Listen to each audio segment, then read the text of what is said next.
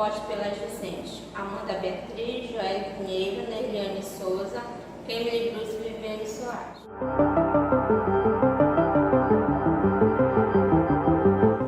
Esse experimento que vemos tem como objetivo mostrar a energia mecânica e nos permite observar os movimentos dos objetos e compará-los em relação às suas posições iniciais e finais, o tempo que levaram para percorrer o trajeto. Agora vamos falar um breve histórico de como surgiu esse experimento. Em junho de 1696, um matemático suíço, Jean Bernoulli, publicou um problema que chamou a atenção dos maiores matemáticos e físicos da época. O problema consistia em encontrar a forma que deveria ter uma trajetória sobre a qual uma partícula deslizaria partindo do repouso e sob a ação apenas da gravidade, levando o menor tempo possível para atingir um outro ponto mais baixo nessa trajetória. A solução foi rapidamente encontrada por vários deles, inclusive Leibniz, além de Isaac Newton e os irmãos Jacques e Jean Bernoulli. Nesta solução, todos indicaram que a curva mais rápida era uma cicloide, também denominada braquistócrona. O que é braquistócrona? É uma palavra que possui dois radicais gregos, brakiston, que significa menor, e cronos, que significa tempo, em que se refere a uma curva de pontos A e B, que pertence ao mesmo plano vertical, em que A está acima de B, em que uma partícula em repouso sob a ação da gravidade chega ao menor tempo no ponto final. A motivação para a escolha desse experimento foi um desafio lançado pelo professor de teremos que escolher um experimento voltado para a energia mecânica. E a partir da análise e procura de experimentos, escolhemos a curva braquistócrona. Vamos agora aos materiais que foram utilizados para a construção da nossa curva de braquistócrona. Os materiais utilizados foram de simples acesso e baixo custo. O primeiro material que nós utilizamos foi placas de MDF, sendo que com uma serra nós cortamos essa para a base no tamanho de 70 centímetros por 30.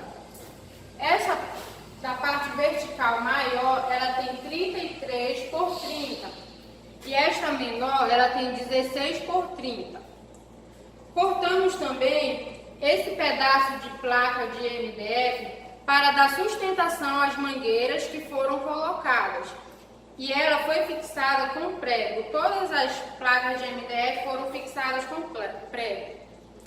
Foram também utilizadas 3 pedaços de mangueira transparente. Sendo que esta reta, ela tem 73 centímetros. A coidal, ela tem 76. E a paraboloide, ela tem 81 centímetros. Para fixar essas mangueiras, utilizamos cola instantânea nas bases inicial e final dela.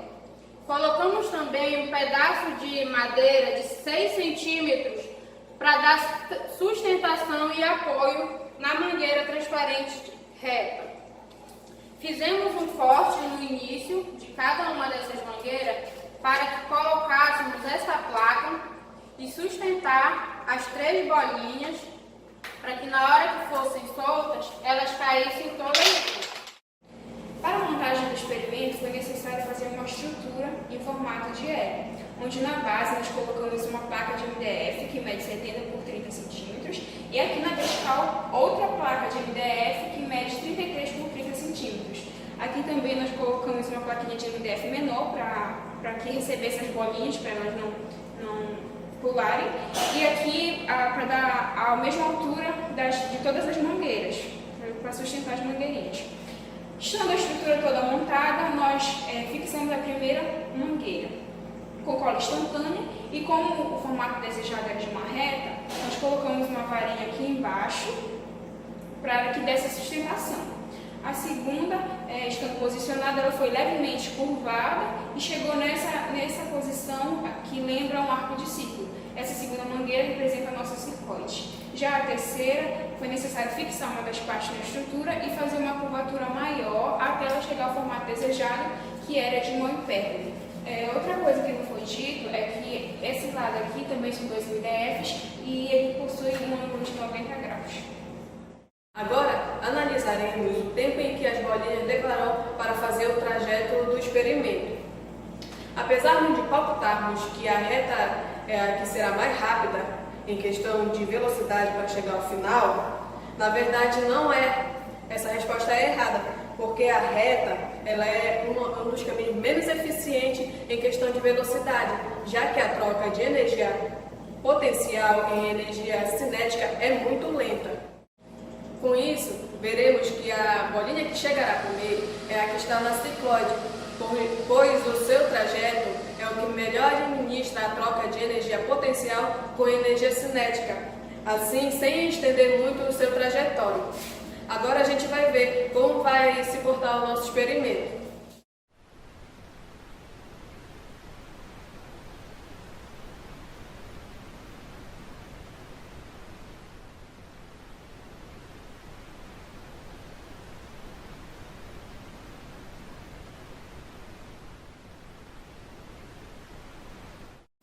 Como vocês puderam observar no vídeo, a trajetória das bolinhas foram diferentes, sendo que na reta foi 73 segundos, na cicloide foi 47 segundos e na paraboloide foi 60 segundos. Assim concluímos que a cicloide é a que é mais rápida. Olá, esse é o nosso segundo experimento com o tema termodinâmica. O experimento escolhido foi o forno solar, onde sua principal característica é o uso da luz solar, assim eliminando totalmente o uso de combustíveis fósseis. O forno solar é um forno descrito por Nicolas Saussure em 1770 e construído por Horace Saussure em 1767 na Suíça. O aparelho é constituído por uma caixa de papelão, um vidro e abas refletoras. Dessa forma, ele pode atingir até 150 graus Celsius, cozinhando os alimentos sem perder seus nutrientes. O objetivo desse experimento foi aportar uma metodologia distinta para o ensino da física, a partir da construção e análise do forno solar, utilizando também como um instrumento para o ensino na aplicação da termodinâmica. Além disso, temas como sustentabilidade e ecologia também foram trabalhados, uma vez que a construção do experimento fez a reutilização de materiais, energia permanente e renovável, que não destroem e nem poluem o meio ambiente. Além disso, a sua construção é mais barata e leva menos tempo de construção do que os outros fornos. Então, pessoal, a partir de agora eu vou mostrar para vocês quais materiais foram utilizados para a confecção do protótipo do experimento e como ele foi montado, para melhor visualização de vocês, até chegar nesse formato que ele está. Os materiais utilizados para a confecção do experimento foram 4 caixas de papelão, em que, como vocês podem ver, estão colocadas uma dentro da outra, em que essa primeira aqui foi forrada com papel alumínio.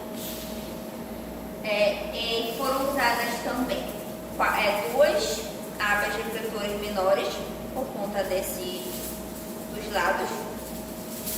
Foram também utilizadas essas 2 maiores, por conta desses lados aqui. E também uma chapa de vidro, como vocês podem ver, que foi colocada, foram colocados esses moldes de isopor, para que a tampa fique totalmente fechada e não dissipe calor do forno solar. Essas 4 caixas foram colocadas uma dentro da outra, e essa daqui colocada papel alumínio, elas foram colocadas por conta para funcionarem como isolante térmico e para não deixar o calor escapar junto com isso aqui. E a montagem funciona desse jeito. Não sei se vocês conseguem ver que tem um buraquinho aqui, um furinho, que ele é utilizado para medir a temperatura do forno solar, em que a montagem dele acontece desse jeito. Coloca a tampa de vidro,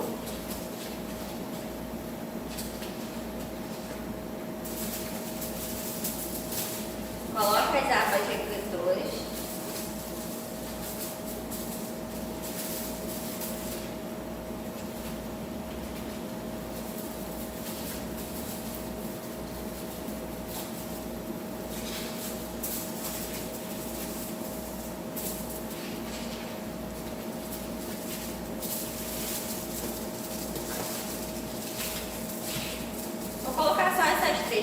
visualizar bem o experimento. Aí, no caso, como dependendo do horário do dia, o sol tá em uma posição diferente, no caso, se o sol estiver naquela direção, você pode colocar essa água aqui, só que deixar ela um pouco mais aberta assim para poder o sol penetrar e fazer funcionar o experimento. Caso contrário, dependendo de que lado esteja, podem apenas modificar a direção do forno solar. O forno fabricado foi um protótipo de um forno do tipo caixa, no qual foi predestinado ao uso doméstico no período das 10 às 15 horas, uma vez que esse período é teoricamente o mais eficiente para o cozimento dos alimentos, como por exemplo bolos, pizza, verdura, grãos, entre outros alimentos que geralmente são feitos em fornos convencionais. Usamos o papelão e o isopor por serem isolantes térmicos, ou seja, que dificulta a dissipação do calor. O vidro, ele permite a passagem da radiação de ondas curtas, a luz solar, e ele impede a saída da radiação de ondas longas, que são a radiação infravermelha, que ela é emitida pelos componentes do interior da caixa. As ondas solares conseguem atravessar o vidro transparente e carregam consigo a energia que aquecerão o ar dentro do forno. O ar quente vai ficar mais leve e não consegue sair, porque encontra uma barreira que bloqueia a saída. A superfície interna é revestida por material espelhado, porque tem um albedo maior, ou seja, absorve melhor os raios solares. Então, a energia solar que entrar direto no forno e não bater direto na panela, forno, prato, etc., ela vai bater na superfície espelhada e refletindo dentro do forno até chegar ao alimento. A temperatura inicial da nossa pizza, que estava na geladeira, era de 25,7 graus Celsius e foi aumentando gradativamente assim que o sol foi esquentando.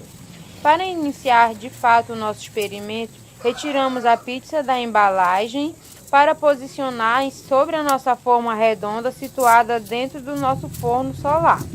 O nosso termômetro colocamos nesse orifício na lateral do nosso forno para que pudéssemos medir a temperatura dentro dele. Tampamos ele e posicionamos a outra aba que estava faltando. Em seguida, fizemos todos os ajustes para que não pudesse sair nenhum vapor de dentro do nosso forno. E a temperatura foi de 39,5 graus Celsius. 11h30 nós fizemos outras medições no nosso forno. Devido ao sol já estar mais quente, nós preferimos fazer a cada de meia e meia hora, no qual deu 73,4 graus. E em meio-dia, o nosso forno ele deu 84,9 graus Celsius, como pode ser observado nesse termômetro. Meio-dia e meia, nós verificamos que a nossa pizza já estava mais douradinha, o queijo já tinha derretido e a temperatura chegou a 88,1 graus Celsius. 1h da tarde, como fomos verificar novamente a temperatura do nosso forno, a gente observou que era necessário mudar a posição dele, pois o sol ele tinha mudado de posição. Aí então, 1h, o nosso forno ele mediu 88,9 graus Celsius. 1h30, o nosso forno ele teve a temperatura de 91,6 graus Celsius. Observamos que o queijo já estava seco da nossa pizza. Ela estava bem dourada. Por isso, às 2h da tarde, resolvemos parar.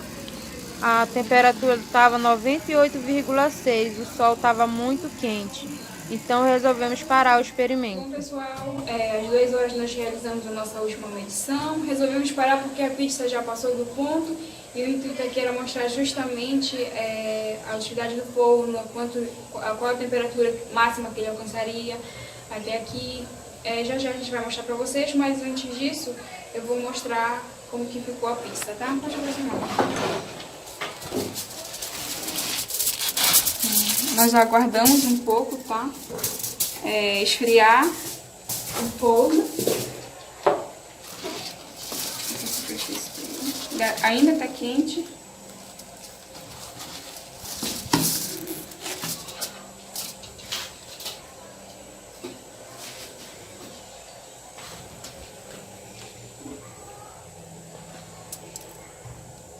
Deixa eu mostrar, vejam como tá.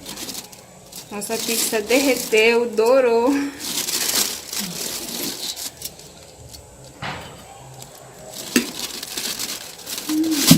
Ó. Que não chegou aqui, ó. Aí vocês podem ver, deu certo. A utilidade desse forno é real. Ao decorrer da filmagem, nós tivemos que fazer alguns ajustes na posição do forno. Conforme o sol ia se movimentando, a gente ia modificando aqui a posição para que os raios solares tivessem contato direto aqui com a superfície do forno. Então, nós podemos concluir que o nosso forno teve um bom funcionamento, né? O objetivo que era assar a pizza deu certo, conseguimos, até passou do ponto. Considerando que nós moramos numa região que tem um clima favorável para esse tipo de aparelho, clima quente e úmido, deu tudo certo, nossa pizza.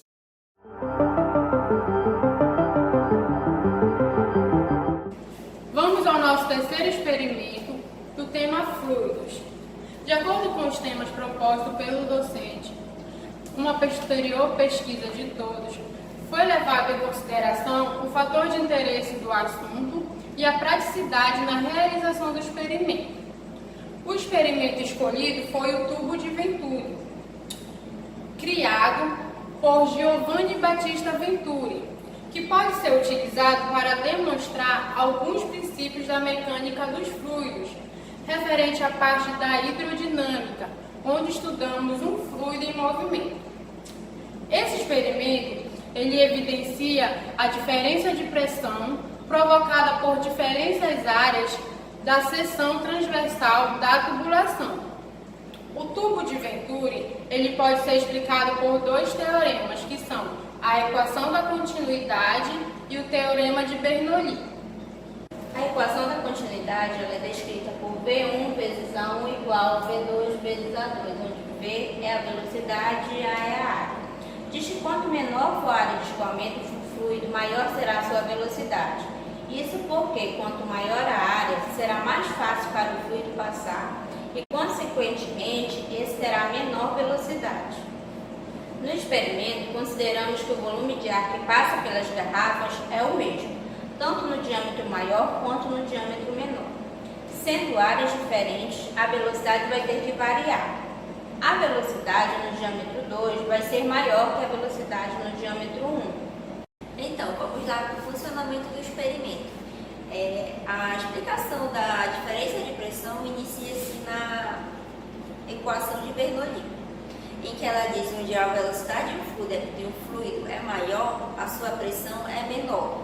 Aí, como podemos perceber aqui no experimento, aqui no meio possui um pequeno estrangulamento, em que a área fica menor, fazendo com que a velocidade, o fluido, que no caso é o ar, se comprima e fica mais rápido.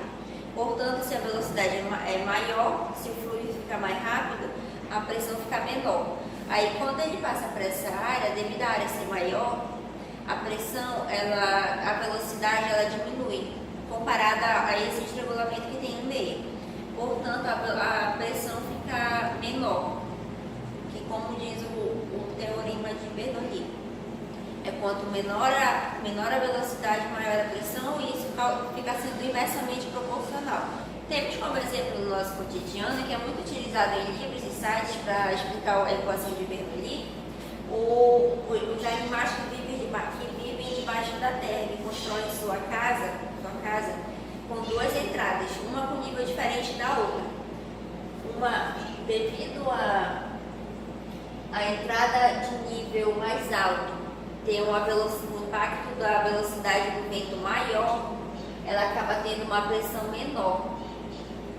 E devido à entrada com o nível mais baixo, ela tem o impacto da velocidade do vento menor, a pressão acaba sendo maior, fazendo com que o vento entre por essa parte e saia por essa outra, causando a circulação do vento dentro da toca. Outro exemplo também que nós temos são os encerados de caminhões que transportam carga.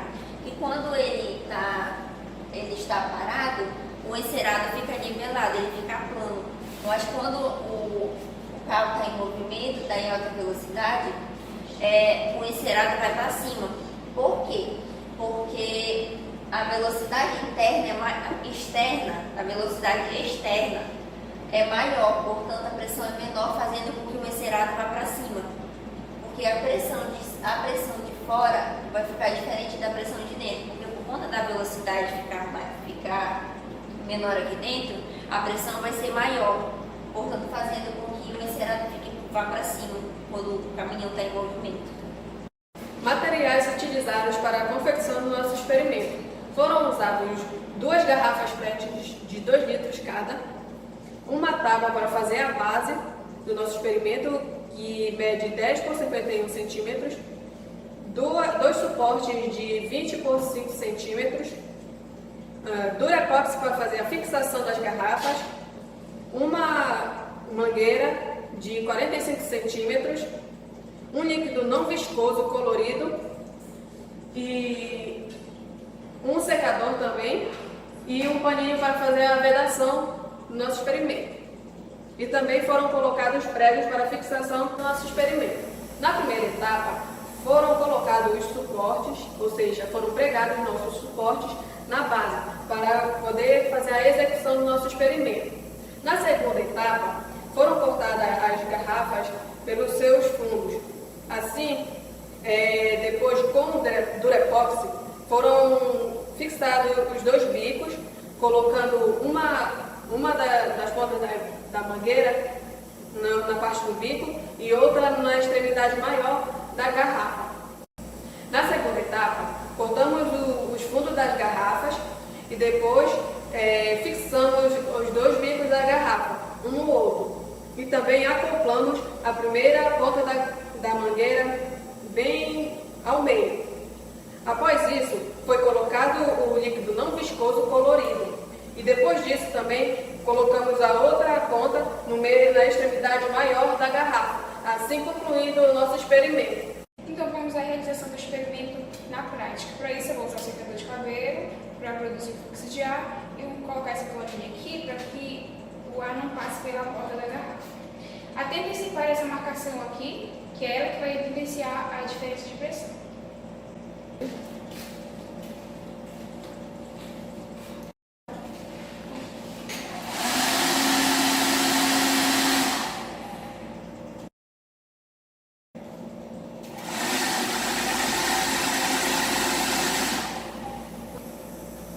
Então, como vocês puderam ver, acontece de fato uma diferença de pressão nessas diferentes áreas. Aqui, como a pressão vai ser maior, ela vai fazer com que o líquido se mova em direção à área onde a pressão é menor, como já previsto pelo Teorema de Bernoulli.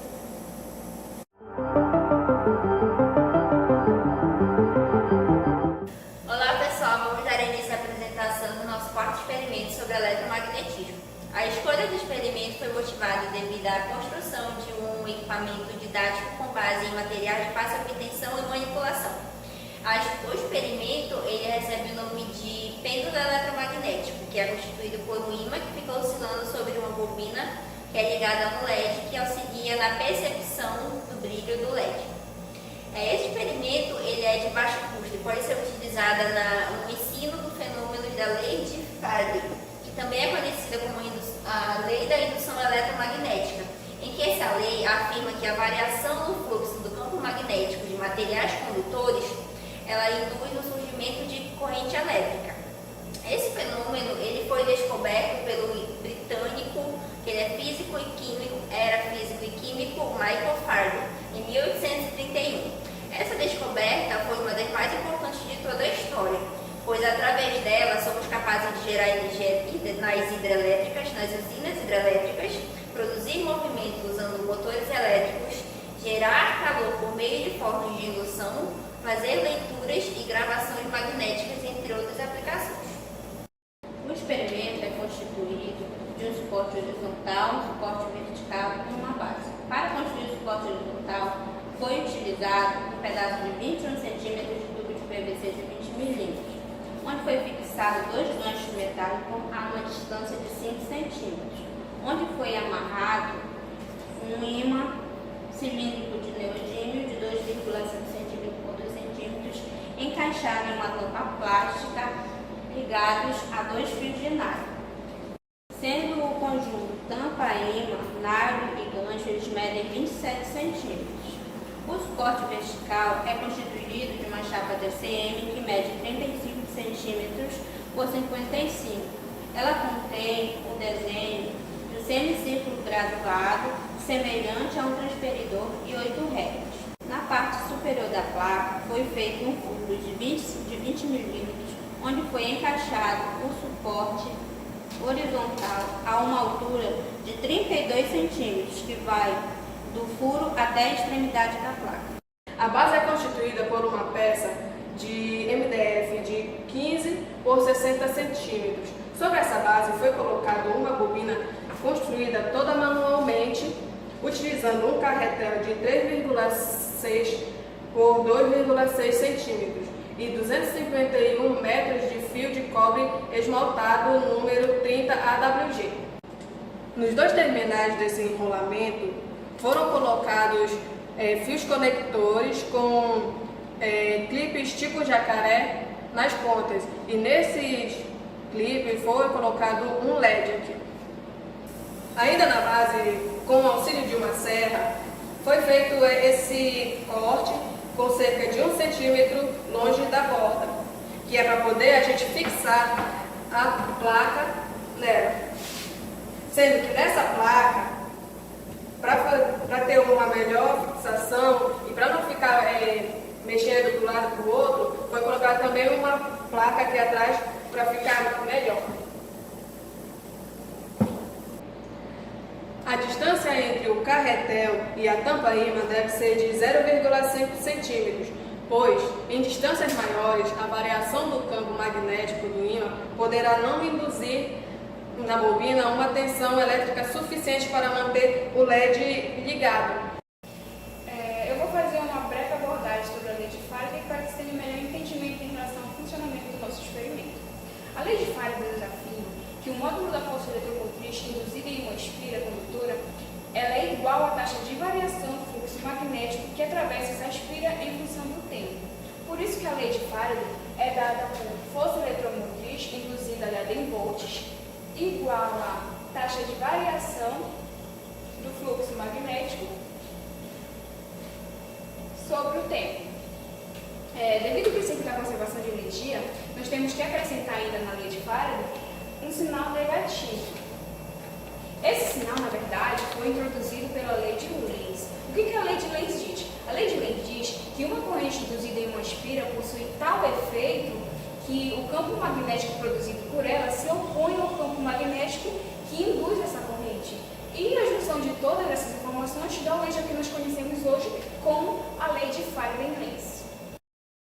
Agora que já sabemos a lei de Faraday-Lenz, começaremos o nosso experimento. O nosso pêndulo ele deve estar posicionado sobre a bobina, mas sem que o ímã toque nela. Quando soltamos o nosso ímã de uma certa altura, ele transforma a energia potencial em energia cinética, ou seja, quando o ímã passa com uma certa velocidade, que essa velocidade depende da altura, ela cria um campo magnético e esse campo magnético ele produz energia, uma corrente elétrica, com que faz com que essa lâmpada LED se acenda. Se desconectarmos um dos terminais da bobina e ligarmos uma garrinha a outra em curto-circuito, ou seja, em uma situação em que a corrente elétrica ela estará máxima, pois a resistência elétrica estará mínima. Nesta situação, o pêndulo ele passa a oscilar bem menos, pois grande parte da energia cinética ela é transformada em energia elétrica na bobina, devido à maior passagem da corrente.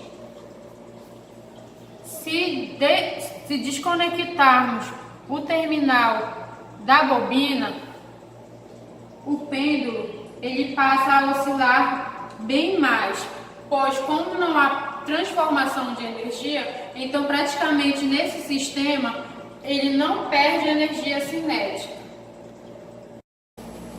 Como a velocidade em que o pêndulo passa sobre a bobina, ele interfere na intensidade do brilho do LED, elevaremos o nosso pêndulo em 3 alturas diferentes para verificarmos e analisarmos essa intensidade. A primeira posição será do ângulo de 30 graus. Soltando o nosso pêndulo, verificamos uma intensidade leve no acendimento do nosso LED. Agora, soltando ele do ângulo de 60 graus, verificamos que a intensidade do brilho do LED já é moderada. E soltando o nosso ímã da altura do ângulo de 90 graus, temos a intensidade do brilho elevada. Isso ocorre porque quanto maior a velocidade do ímã, maior é o fluxo do campo e, consequentemente, de acordo com a lei de Faraday, maior será a força eletromotriz, bem como a corrente induzida, o que resulta na intensidade do brilho do LED. Conforme o pêndulo vai perdendo energia cinética, menos energia elétrica é transformada. Como podemos observar, o brilho do LED ele vai diminuindo. Agora nós demonstraremos quanto de tensão a bobina é gerada quando o ímã passa sobre ela. Para isso, nós conectamos as pontas do multímetro nos terminais da bobina com auxílio dessas garrinhas.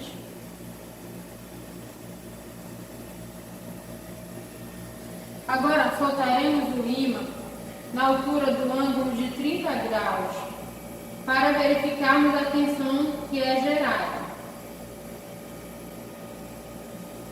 Esta é a tensão quando soltamos o ímã do ângulo de 30 graus. Soltando do ângulo de 60 graus, essa é a tensão gerada por ela na bobina.